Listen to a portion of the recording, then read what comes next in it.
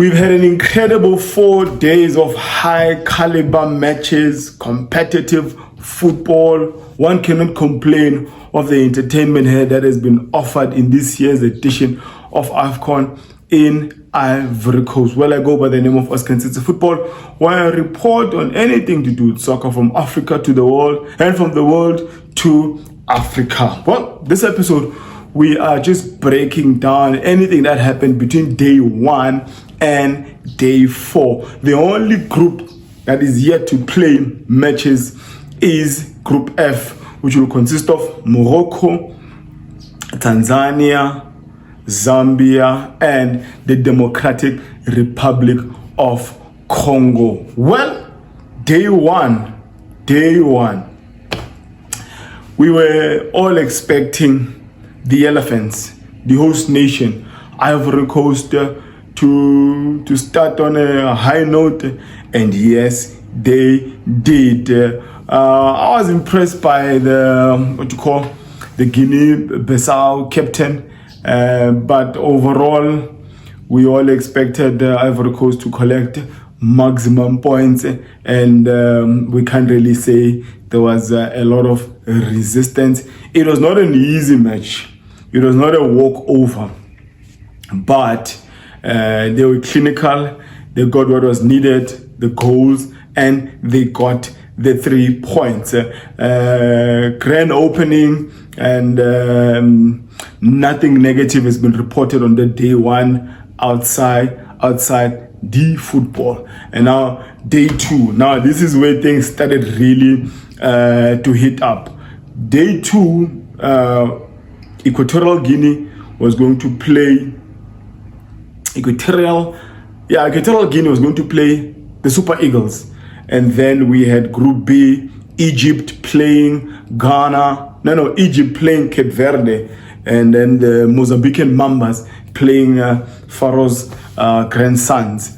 That's Group B, and we were all obviously expecting certain nations to win. And let me just put this out, that this far there's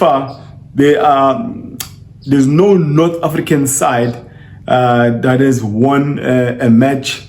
It has been it's been a loss for Tunisia, and a loss for Tunisia, a draw for Egypt, and another draw for Algeria. Anyway, going back to Group B, Super Eagles, the Nigerians, they will be very, very disappointed. They came into this match already under severe pressure from the media, their fans. They have not been convincing. They've had a draw with Lesotho. They've had a draw with Zimbabwe. They've had a draw with Saudi Arabia. And their pre-match before the tournament against Guinea, they lost that match 2-0. Yes, along the way, they lost some star players through injury. Boniface, which I was really excited about.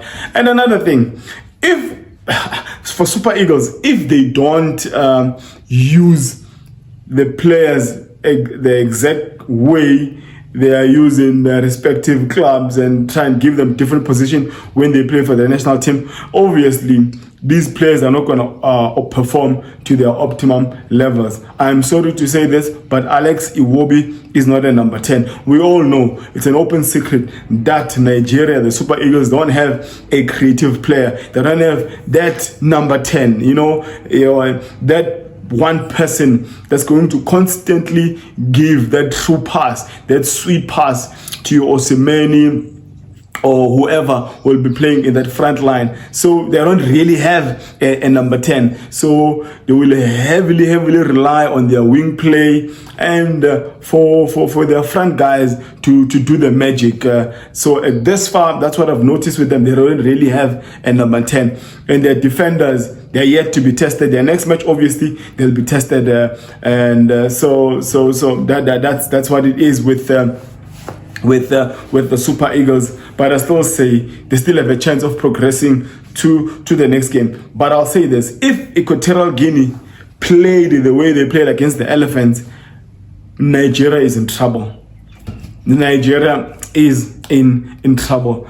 The Equatorial guys, they really played well against the host nation, and we'll have to wait and see how Nigeria, how their carpenter or plumber coach, as a lot of Nigerians see this guy, will employ these players, the system, the formation he will put out on the day. And then it's just disappointing that we cannot sit here and lie and say Nigeria didn't have chances. Osemeni got plenty of chances to at least have a hat-trick on the day. But if you don't bury chances in AFCON, you will be punished. But at least for Nigeria, they go home with a point. Equatorial Guinea go home, no, not home, but at least they've drawn something on the board. Now, this is one group where I think the Mozambican Mambas will really be very angry with themselves because they really had a chance to take 3 points. As to why the defender was trying to be spectacular with that clearance in the box in the dying minutes, do basics right, do the simple things correctly. Why try and do a spectacular clearance around that time? It is not safe at all. He was trying a scissors kick and then he considered a penalty. Today we would have been saying Mozambique have 3 points. I think it would be their first win in the AFCON competition. But again, they will take the 1 point. Anyway, they came into this game. Everyone is expecting them to lose against the Pharaohs. Mohamed Salah was not in the game. I don't know why certain coaches it's the same thing that happened with Bafana, Pesitao. If your star player is not performing, take the guy out. Just pull him out. Let him refresh, replenish for the next 2 games. Why keep a player if you can tell that he is not there? Yes, Mohamed Salah might have scored the equalizer in the dying minutes, but he was really not there. Big up to the Mozambican coach in changing the strategy in the second half, because it appeared like Mozambique is dead and buried, but the second half things changed for them. Now, Black Stars, the pride of Ghana.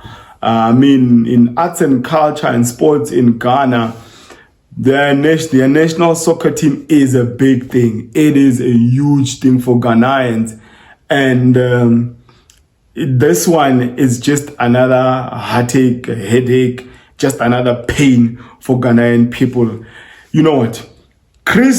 This coach, the English coach, for me, I'm sorry to say this, and I'm trying to be racial or trying to be racist. He is not justifying, or he has not justified why he's been the only black English coach who has coached in or managed in England, Premier League, and then the Championship. I don't know his philosophy. The team is playing with no structure. The team is relying more on individual brilliance. Big up to the attacking forward. Just forgot his name now. Is it Simendo? Playing on the left, or playing left-footed. He had a good game. He was really going for those defenders. But there's no structured way of playing for this